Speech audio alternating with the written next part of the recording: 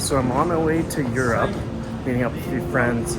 I decided to only take my iPhone 11 Pro. I just got it on Friday, so I haven't had a chance to fully dive into it and use it a lot, but thought I would test it out, see how it does for a travel video. Normally I take my full DSLR with my GH5, my lenses, my drone, and I thought, you know what, that's a lot of work.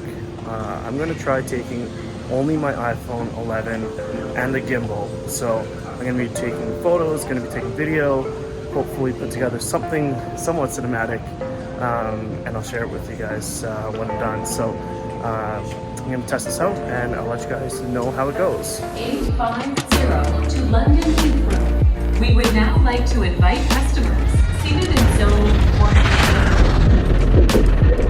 I had a few hours to kill after flying into London, so I quickly took the train and checked out Westminster and the London Eye.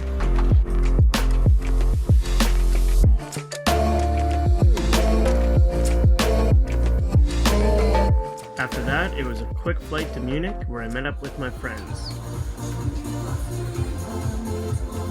What do you think? Looks good.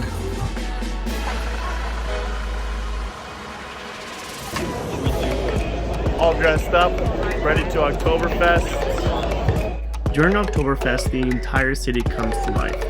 There are people from all over the world that travel to Munich just to have a great time. And what a time we had.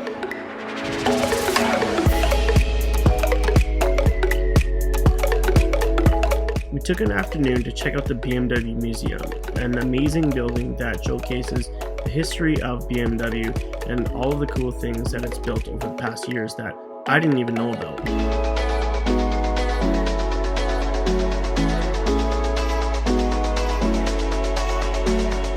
We found this restaurant underground that was built in this building that was hundreds of years old, and it served authentic German cuisine. From there we took the train to Bern, Switzerland. Everything about this place was absolutely beautiful. From the stunning architecture to the beautiful outdoor landscapes, everything about this place looks like it was out of a postcard.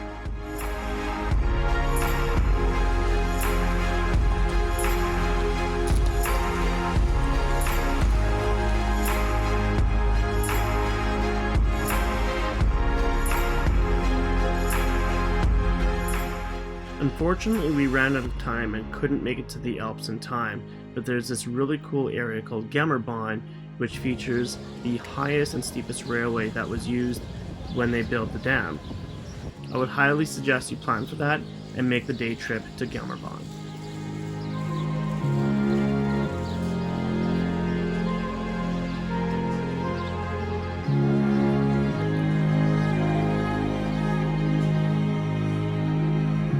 We took the train to Geneva, where we spent a day here exploring. We didn't have an agenda, we simply walked around and just explored all of the really cool buildings and the stores and restaurants that Geneva has to offer.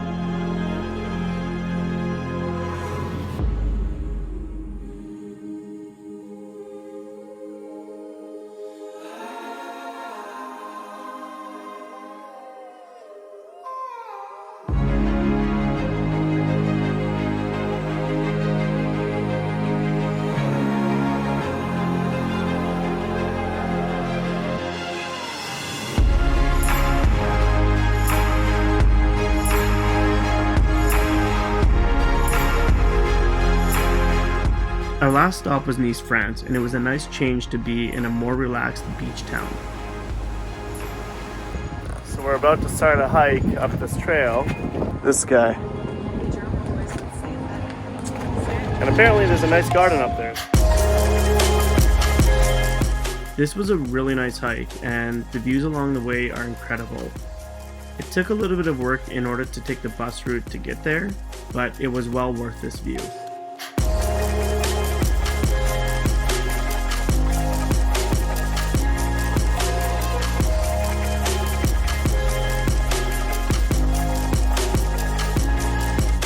When we were done the hike, all we wanted to do was find a beach, jump in the ocean, and just relax.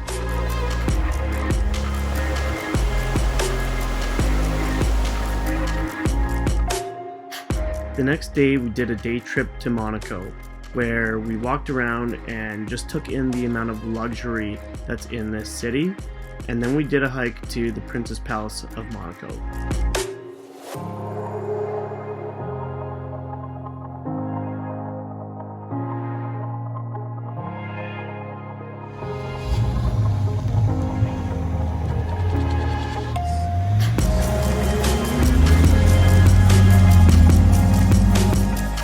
While you're there, check out the Monte Carlo Casino. It is absolutely stunning. Just a heads up though, if you do want to gamble and go inside the casino, make sure you pack more than flip-flops. And try not to look too much like a tourist like we did.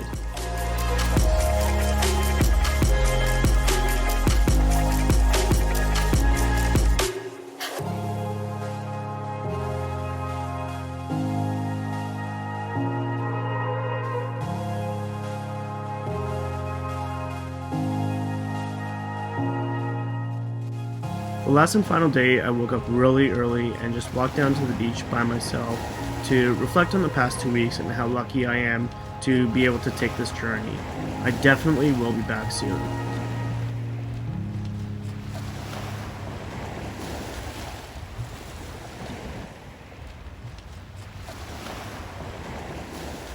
So there you have it, an entire travel video shot all on an iPhone 11. I am super impressed with this camera.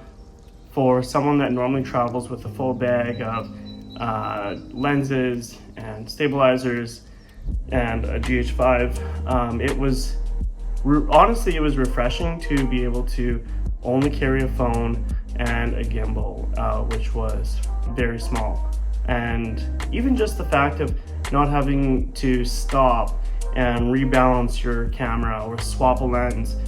Sometimes you're in that moment where you need to get that shot and you don't even have the time to swap lenses. So to be able to, with the tap of a button, be able to click from wide to narrow to, zoom was awesome. Secondly, I was only shooting using the native camera app. After I filmed this, I discovered there is another app, I can't remember what it's called, that allows you to fine tune and lock in those settings. So you'll see that in some of the shots, the exposure, you can almost see that it was changing in real time. Having the ability to lock in would have been really nice. The only downfall that I found with the iPhone is the ability to get that really nice shallow depth of field that you would normally get with a DSLR. So, which I do think in time with the software update, the phone will be able to do that. So basically portrait mode but in video mode, and be able to lock focus on someone's face while the background is blurred out. That is really the only downside of shooting with an iPhone, is that pretty much everything is in focus. And if you really want those cinematic shots with that shallow depth, then at this point in time, you can't do that. But I would imagine in the near future, they will be able to do that. Going forward, I'm likely only going to be traveling with my iPhone from now on. In my bag, you'll find a drone, so a Mavic Air, an iPhone, and a gimbal, and that's going to be my go-to travel. Something that requires a little bit higher level production, I might look at bringing maybe a GH5 and a 30mm, something like that, but I don't foresee myself bringing all of my gear on long trips, especially ones where I'm traveling to multiple destinations. So thanks so much for watching this video. If you do have any questions, leave them in the comments below and I will reply back to them. Have a great day.